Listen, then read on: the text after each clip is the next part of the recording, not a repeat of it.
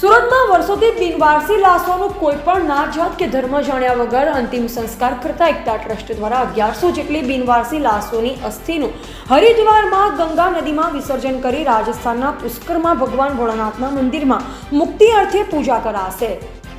સુરતમાં વર્ષોથી બિનવારસી લાશોના અંતિમ સંસ્કાર કરતી એકતા ટ્રસ્ટની ટીમ દ્વારા મોક્ષ યાત્રા એટલે કે અસ્થિ યાત્રા કરાનાર છે। આ અંગે એકતા ટ્રસ્ટના અબ્દુલ રહેમાનભાઈ મલબારીએ જણાવ્યું હતું કે તેઓની સંસ્થા એકતા ટ્રસ્ટ દ્વારા વર્ષોથી નાજાત અને ધર્મના વાળાની ઉપર જઈ બિનવારસી લાશોનો અંતિમ સંસ્કાર કરવામાં આવે છે। ત્યારે આ વર્ષે 1100 જેટલી બિનવારસી લાશોની અસ્થિઓનું ગંગામાં હરિદ્વાર જઈ વિસર્જન કરાનાર હોવાનું જણાવ્યું।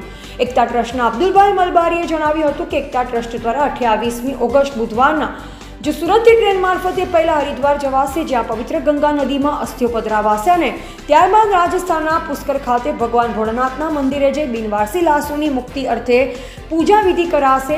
तो आ अंगे वधु माहिती एकता ट्रस्टना अब्दुलभाई मलबारीए आपी हती।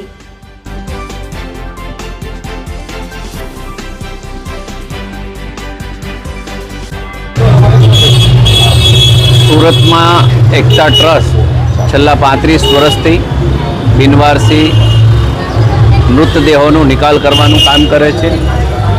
आपने ख्याल होय तो ये 35 वर्षथी लगातार आ शहरनी अंदर कोईपण जग्याए कोईपण बॉडी के लाश मळती होय तो एना अंतिम संस्कार एना धर्मना रीति रिवाज मुजब करता होय छे।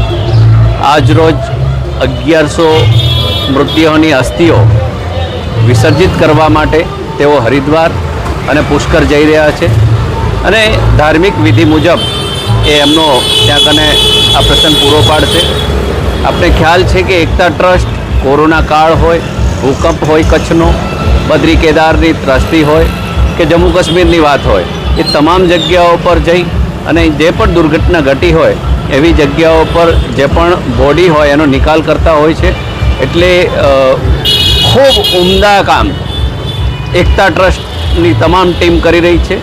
सूरतना लोको एमने सहयोग करे जे रीतनु एमनु काम छे अने मानव जीवननो अमूल्य समय अने मृत्यु थया पछी पण एने शांति मळे एना प्रयत्नों आ एकता ट्रस्ट पोतानी धर्मनी जे कोई विधि छे एना विधान मुजब करती होय छे। ए खरेखर आनंदनो विषय एटला माटे कहेवाय कि आ मानवनी छेल्ली जरूरियात होय छे अने आपणे बधाए एमां कंई ने कंई फूल नहीं तो फूलनी પાંખડીનો सहयोग ચોક્કસ આપવો જોઈએ।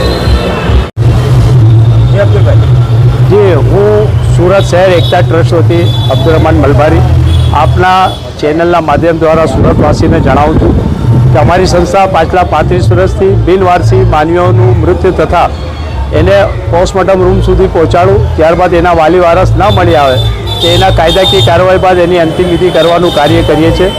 जेमां दरेक मृतकोना पार्थिव शरीरनी अस्थिओ अमे भेगा करी वर्षमां एकवार अहीं सूरत थी हरिद्वार अने त्याथी पछी राजस्थान पुष्कर जई एमने विधि विधान मुजब आपणे एने अंतिम संस्कार करी एने पधरावीए छे अने मोक्ष माटे एनी प्रार्थना करीए छे।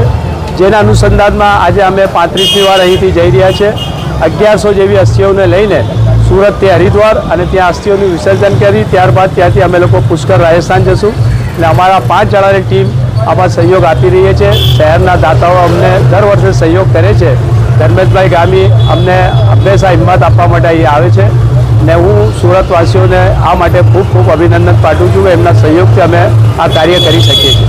કેટલા દિવસનો પ્રવાસ છે અને ખર્ચો કેટલાનો? અમારો 5 દિવસનો પ્રવાસ છે અને 60,000ની આસપાસ એનો ખર્ચો થાય છે। આવવા જવાનો અને પૂજા અર્ચનાનો ટ્રાવેલિંગનો બધો ખર્ચો થાય છે।